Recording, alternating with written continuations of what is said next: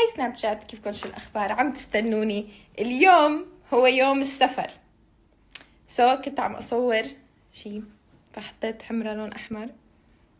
أنت لابس أحمر وأنا لسه حي ليه؟ لا، شو هي؟ لابس أسود. شو كانت؟ هاي الشاحنة اللي بتبرم قدام السيارة بحطوا عليها ميم.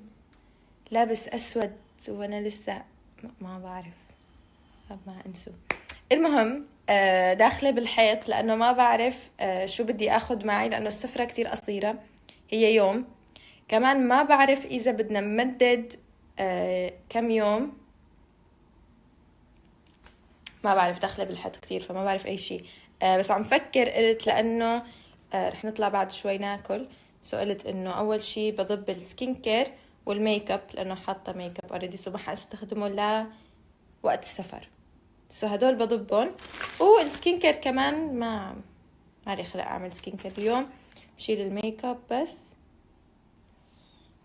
فهدول الشغلتين حضبهم، رح اعملهم معكم. وكمان حشيل هاي، حنعمل الليب كومبو. كتير عم تسألوني عن الليب كومبو اللي عم حطه، بس رح اعمله معكم. حشيل هاي، حنضب الميك اب وحنضبطهم بالشنطاية الميك اب. حاطة بتبعية الفراشي ماسكارا، حاطة هاد ما بعرف شو هو، هذا من يوم الخطبة، وأسامة حطه عندي ايلاينر. منين جابوه هاد؟ انسرق. شوفوا. اوكي، هون كله برش ومرش. اوكي، هيدا حط كمان هاي هون. احلى شي عملته بحياتي انه جبت هالشنات. هيك هاي لانه بنحطه جوا بعضه كبيره، يعني بتسكر. هاد اوكي، شنطتي الميك اب ما ناقصه شي، لا ناقصه كتير. هاد ما رح اخذه. شو كمان؟ بس الميك اب كله هون.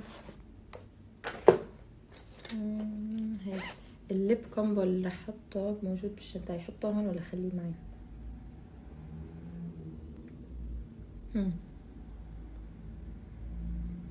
سؤال جدا حلو. خليهم هون.